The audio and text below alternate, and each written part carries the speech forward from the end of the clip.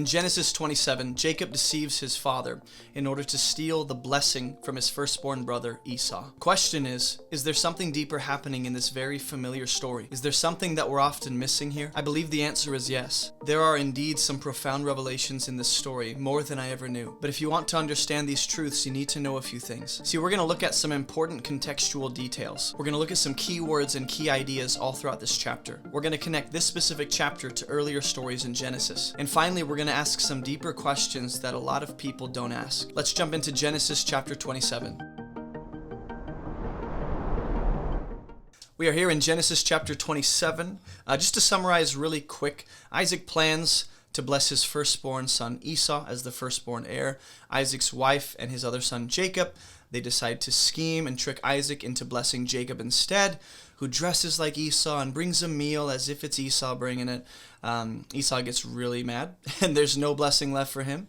And then he decides he's going to kill Jacob, his brother. So there's some interesting facts about the context of this story that you should probably know about to really make sense of what's happening. Jacob and Esau are no less than 70 years old when this whole event transpires, number one. This story comes immediately after we're told Esau married two Canaanite women, Hittites, that made life bitter for his parents. So this is how the narrative unfolds, is it comes from that, it proceeds from that. This story comes after Isaac finds a well at Beersheba and Abraham has already died. Esau has already sold his birthright to Jacob, which means he has no regard for his birthright. And this story becomes the very reason that Jacob runs away to his mother's homeland to find a wife. And then at the end of this story, you're going to see another statement about Esau's wives. And so on both ends of this story are these statements about Esau's Hittite, Canaanite wives in particular. So that's the context. Some key words to pay attention to would be son or sons, blessing, eating, food, game, meal, preparation, preparing. Those are some key ideas and words to look for. Coming near, approaching, preparing food, the firstborn son, blessing and curse, nations, garments, and listening to the voice of another. Lots of listening to different voices. And then some interesting facts and tensions. I know we're going to jump into Genesis 27, I promise, but this sets the stage. Esau, weirdly enough, as we see what happens, Esau will not be mad because of what was done to him, but he's going to be mad about what Jacob has. Verse 46 says Rebekah told Jacob that she'd call him back, and she never does. God ends up doing that. So just a few odd things to notice. And then the last thing to note, or two last things to note, is that this story actually connects to Genesis 3. The eyes of Isaac not being open. There are many connections. The eyes, the perception, knowing good and evil, like in Genesis 3, their eyes are opened. Taking and eating food, death as the result, listening to the voice of another, blessing from the Father, curses that come from disobedience, deception involving food, and then covering self in garments. And then the story also connects to Cain and Abel, weirdly enough, in Genesis 4. There's an hateful, angry, murderous brother that wants to kill his other brother. There's a favored brother who has the blessing of his father based on what he brings to his father. There's the favored brother, kind of like prodigal son, Abel, Joseph, David, Jesus. And then we have two brothers kind of bringing an offering to the one who can extend blessing and favor. So those are just all a bunch of things to note about any connections. I'll unpack them as we get to them in the narrative. But just some things to know up front. Like 4 minutes in, and that's...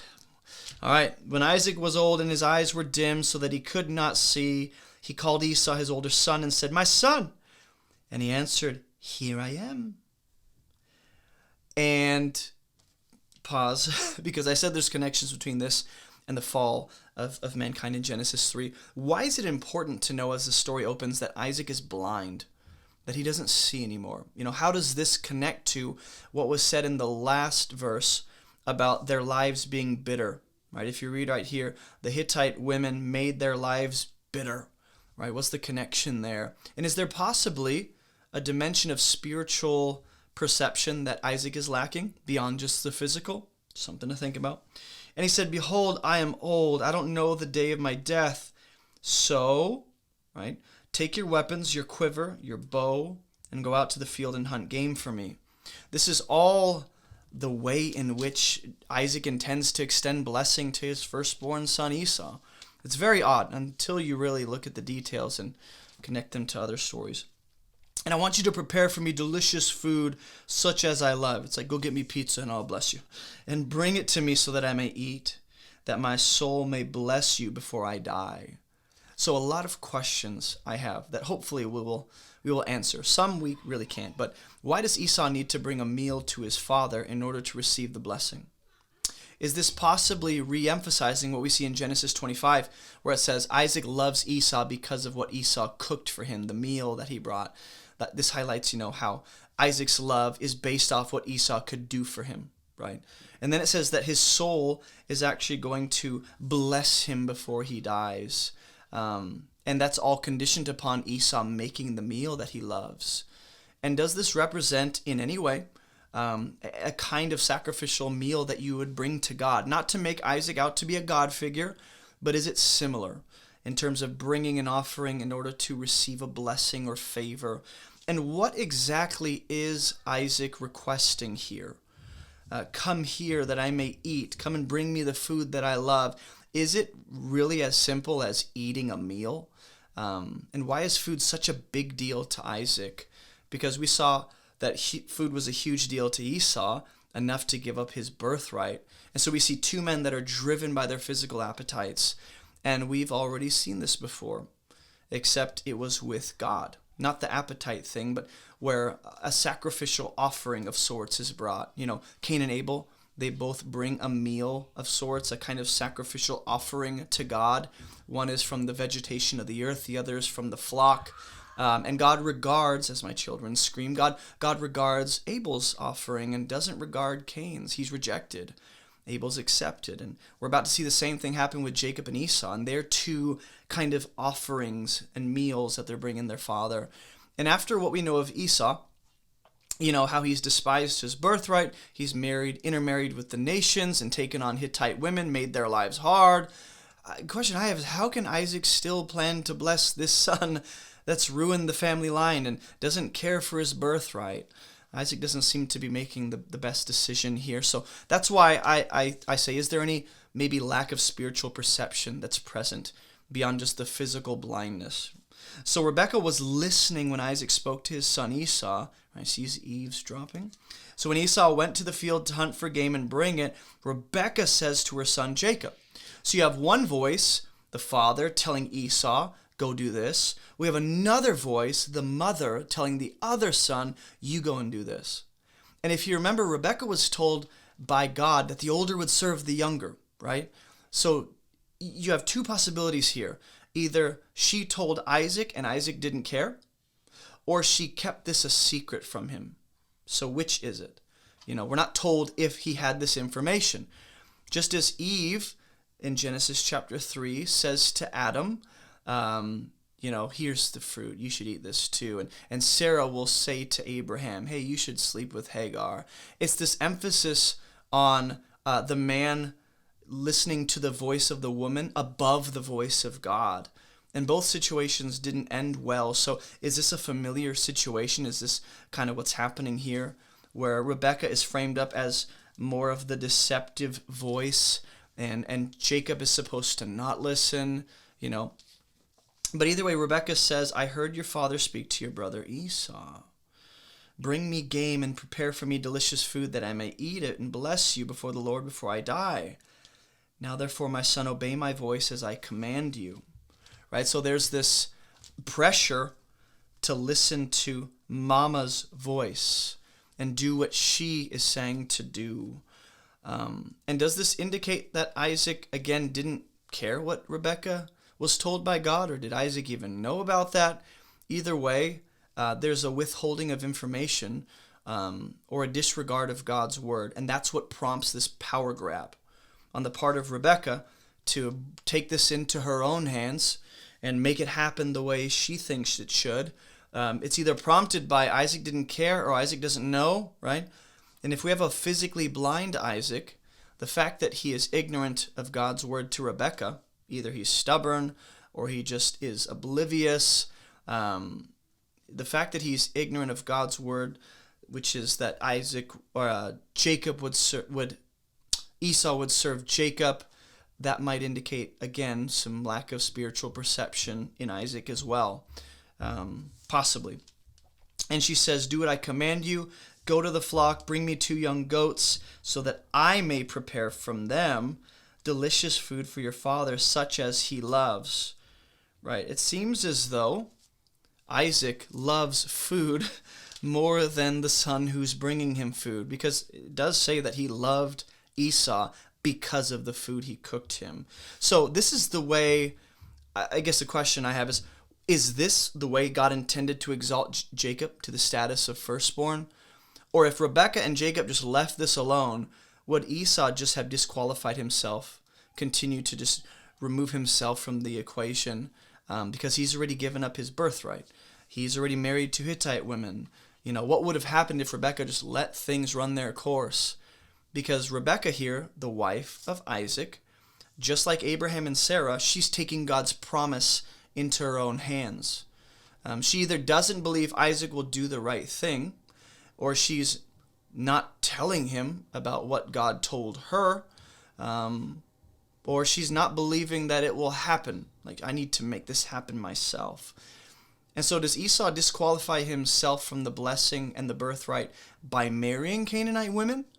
Or would he have just been disqualified by his own actions if they left this alone? In other words, has Esau already disqualified himself from firstborn status, or would he have eventually just kind of done that? And are we supposed to view Rebekah's actions as faithfulness or as mistrust and not doubting, or rather doubting God will actually do what he said? Is she faithful and taking initiative, or is she scheming and doubting? But either way, there's a pressure to do this before Isaac dies. Isaac says, "Before I die, I got to bless you." Rebekah goes, "Before he dies, Jacob, he has to bless you." There's a rush to make things happen. And Jacob says to Rebekah, his mother, "My brother Esau's a hairy man, and I'm a smooth man." He's a smooth man, Majama. The question I have about this is, does Jacob even see what is morally wrong about deceiving and lying and stealing what isn't his? Because there is an intentional deception that's about to take place, and it's going to involve clothing, right? Which sounds a lot like Jesus speaking of ravenous wolves coming in sheep's clothing, or the serpent portraying himself as a friend, but he ends up wanting to kill and destroy. But either way, in this story, Jacob and his mother Rebekah seem to together be playing the role of the deceptive serpent towards Isaac, whose eyes are closed, right? He's kind of vulnerable. He's at a disadvantage, and he's prone to being deceived. And they play off that. They take advantage of that, the way that the serpent takes advantage of Adam and Eve's eyes being closed in Genesis. And so there's a sense in which deception is taking place, right? And are they both playing the role of the serpent, or is it more Rebekah and Jacob's being kind of strung along? But the fact that Jacob is not opposed to this is somewhat concerning. He doesn't see this as a moral issue. So this is going to come up later, the fact that he's smooth and Esau's hairy. "Perhaps my father will feel me, and I shall seem to be mocking him, and I'll bring a curse on myself rather than a blessing." And his mama goes, "Shh, let your curse be on me, my son. Just obey my voice." 3 times the emphasis is on listening to the voice of mama, which is either in line with the will of God or contradictory to the will of God and what God actually wanted to happen. So we've already seen, she says, "Let your curse be upon me." We've already seen a child cursed by his father before. If you remember in Genesis 9, Noah curses Ham's son Canaan because of what Ham did to his father, while Shem and Japheth are blessed by Noah, right? And was Jacob here supposed to listen to mama? Or was this a test from God that he failed? Because she lets his curse fall upon her, similar to how the curse of Ham falls on his son Canaan instead. Canaan not willingly taking that, right? But this is also kind of what Israel shouts when they're about to crucify Jesus. They say, "Let his blood be upon us and our children." The idea of curses falling upon people. And so he went and he took them and brought them to his mother. His mother prepared delicious food, just like his father loved. And then Rebekah took the best garments of Esau, her older son, which, look at this interesting detail, were with her in the house, and put them on Jacob, her younger son. Now we go, obviously, clothes are in your house. So what about that detail is something we should pay attention to. Here we have Jacob being blessed for his mother's work, right? Rebekah prepares the food. He's going to receive the benefits and the blessings of her labor. And also, the fact that Esau here is referred to as her older son, right? Then Rebekah took the best garments of Esau, her older son. We know who Esau is. So why is that being emphasized in the text? And what's with the garments being with her? Was she saving those for a rainy day? Has she been planning this for a while? Is that reading too much into the text? Either way, they're with her, and she puts them on Jacob, her younger son. So there is a literary emphasis on the age of both, on the chronological order of things. Esau came first, Jacob came last, and God's going to flip this order.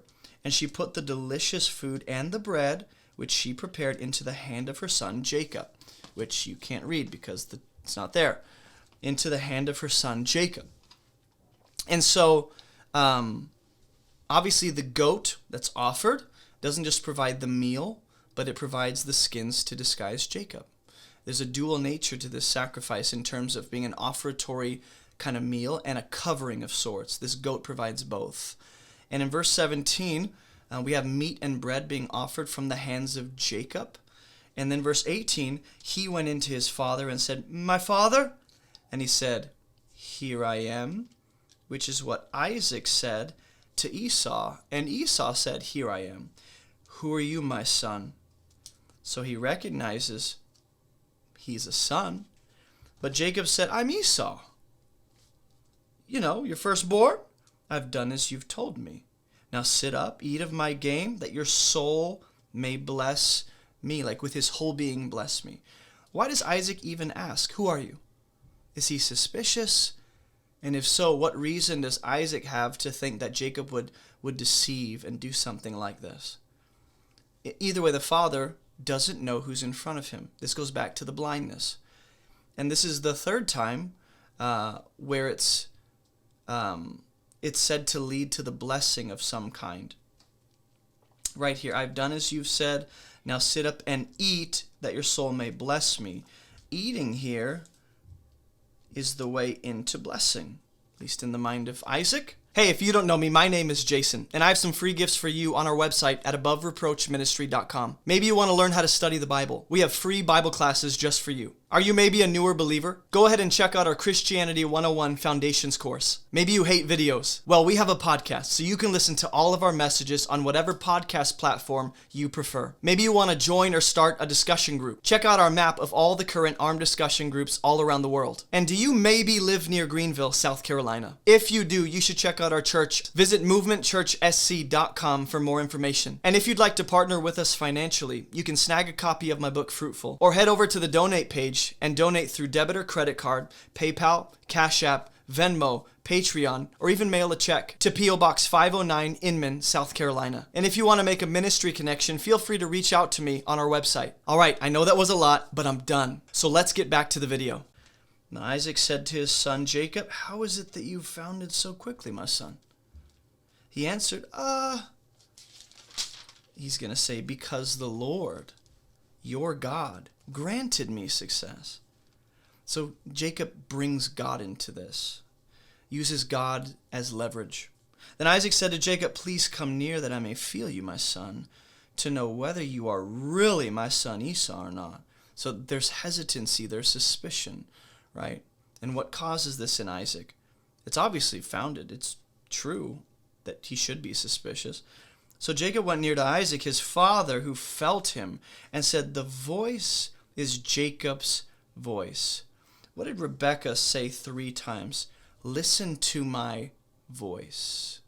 I think there's something with the voice that I've not yet fully figured out, but something to meditate on.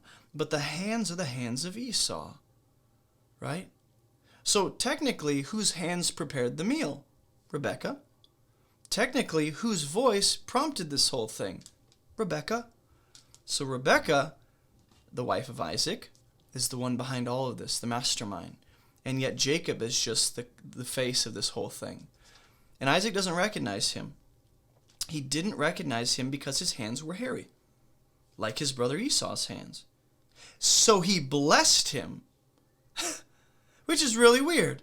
Isaac doesn't recognize him, and he still chooses to bless him. He's unsure, goes, I'll bless you anyway. In other words, Isaac makes a decision based on what he feels, based on what he eats, not on what he knows intuitively about the voice he's hearing. This is the same kind of decision made in the garden back in Eden with Adam and Eve.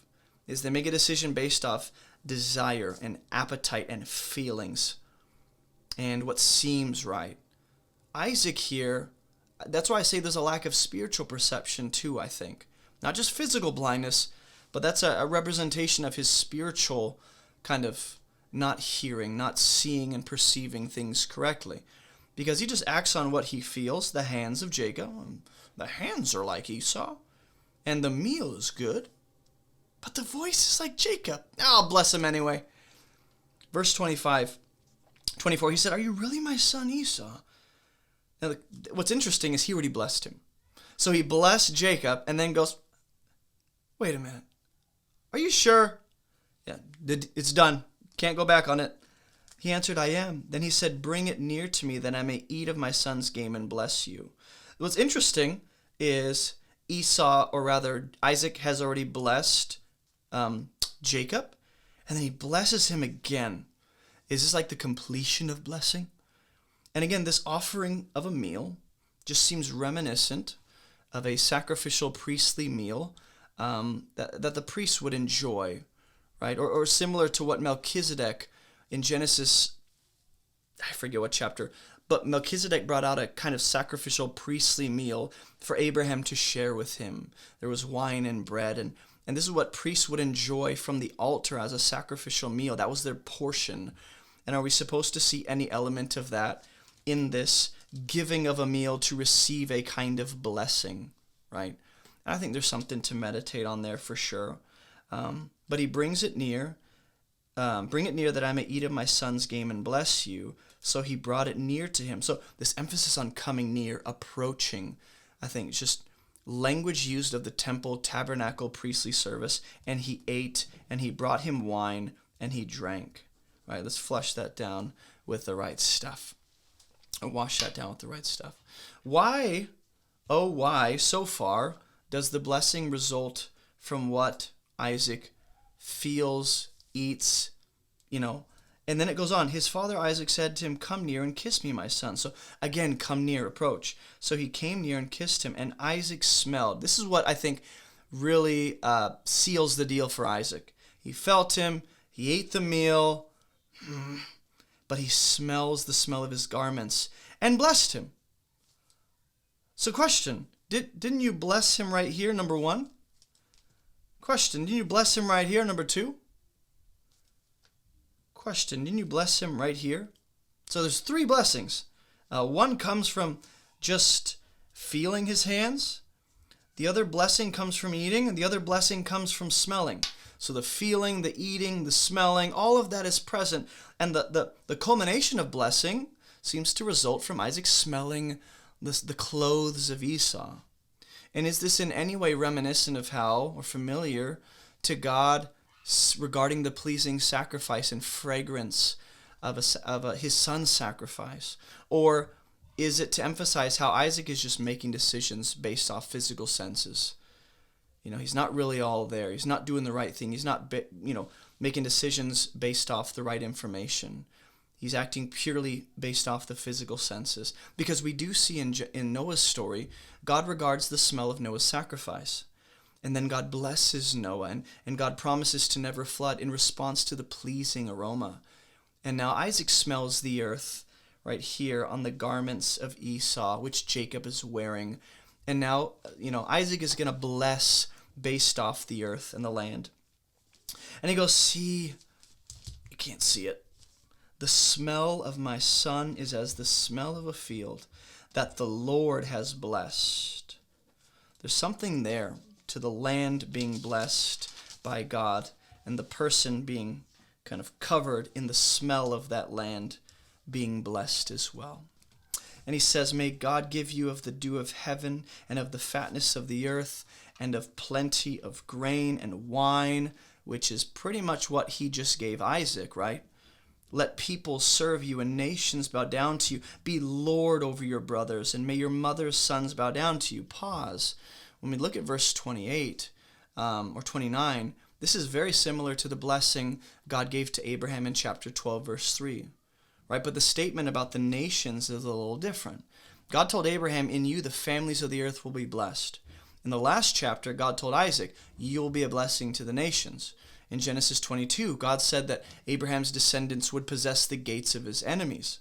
So are we supposed to see Isaac's version of this blessing as being different from God's, or as a clarification? Right? And he says, may your mother's sons bow down to you. What did God tell Rebekah? That the older would serve the younger. And then he goes, cursed be everyone who curses you, and blessed be everyone who blesses you. God tells this to Abraham. In other words, Abraham and his family become the vehicle of blessing.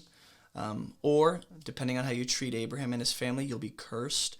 But it culminates in Jesus. You reject him, you're cursed under the curse of sin and death.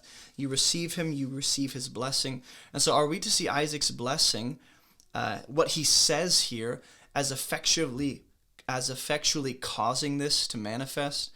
Like, is he simply speaking in line with God's will? Or is he declaring what's going to happen and causing that by his words? Either way, as soon as Isaac had finished blessing Jacob, things are about to get real tense. When Jacob had scarcely gone out from the presence of Isaac his father, Esau, his brother, came in. Ominous music begins. He also prepared delicious food and brought it to his father. And he said to his father, let my father arise and eat of his son's game, that you may bless me. His father Isaac said, who are you?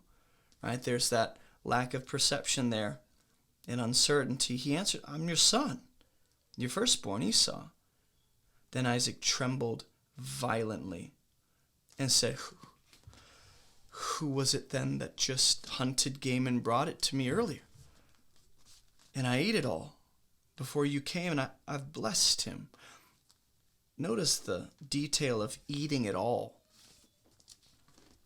Interesting. And I've blessed him, apparently in response to eating it all, right? Yes, and he shall be blessed. So this is interesting. As soon as Esau heard the words of his father, he cried out with an exceedingly great and bitter cry and said to his father, bless me also, my father. Bless me too. So Esau's cry is bitter right here. Just like his wives made life bitter for his parents at the beginning and the end of the story. And are we supposed to make a connection there? Has he caused his own bitterness by his own reckless, foolish decisions? I think the answer is yes. But he said, your brother came deceitfully and he's taken away your blessing. Jacob seems to be playing the role of the serpent. He just is in this story. The serpent acts deceitfully to take away the blessing that God has, covered humanity in and extended to humanity. And the serpent takes that by deceit and getting humanity to eat what they shouldn't have. It's a deceitful meal being offered. And here, apparently God is going to honor what Isaac has declared about Jacob. Esau said, is he not rightfully named Jacob? He's cheated me these 2 times. Now, hold on, Esau. Yes, Jacob did cheat, and we're not justifying that. But look at what Esau says. He took away my birthright. No, you gave that up. And now he's taken away my blessing. That's true. And then he said, have you not reserved a blessing for me? Isaac answered and said, Esau, I have made him lord over you and all his brothers. I've given to him for servants, and with grain and wine I've sustained him. What can I do for you, my son? What's interesting is that in the mind of Isaac, There's only one real blessing to give. Only one real blessing. So, do Isaac's words, does his decree effectually cause these things? Do his words shape the future of his sons' lives? Why can't Isaac take it back? Why can't he just extend another blessing to Esau? There are different questions we have, at least that I have. Esau said, "Have you but one blessing, my father? Bless me, even me also, my father." And Esau lifted up his voice, and he weeps. So why is there no blessing left for Esau? He ends up being pretty rich in the end. When Jacob finds him again and returns home, Esau has a lot of stuff. He's been made wealthy. So does this statement from Isaac that we're about to see have no real influence on Esau's life? Because Esau's going to experience somewhat of a different future than what Isaac said he would, right? And Isaac declares, "Behold, away from the fatness of the earth shall your dwelling be, away from the dew of heaven on high. By your sword you shall live, and you shall serve your brother. But when you grow restless, you shall break his yoke from your neck." It's very interesting. Esau here is sent away, a kind of exile from the best, the fat of the earth. Just as Cain was exiled, just as Adam experienced a kind of exile from the tree of life. And now he says, when you decide to grow restless, you'll break his yoke from your neck. What does it mean for Esau to break Jacob's yoke from his neck? How does he do this? We saw Isaac earlier touch Jacob's neck, covered in goat hair, which made Isaac even more convinced that it was Esau. And is there any relationship between these details? Because it says now Esau has real cause for what he's about to do. Esau hated Jacob because of the blessing that his father had blessed him. Pause. Why does it say that Esau is mad about what Jacob has? Not necessarily what Jacob did, which is implied, of course. Jacob schemed to get this, and Esau's obviously mad about that. But the text is highlighting a kind of jealousy and envy about the blessing that Jacob has that Esau doesn't. And did we not just see that in the last story, with Isaac having the obvious blessing of God and the Philistines being envious and jealous? Esau said, "The days of mourning for my father are approaching." In other words, Isaac's about to die. There's a period of mourning. There's a grace period, right?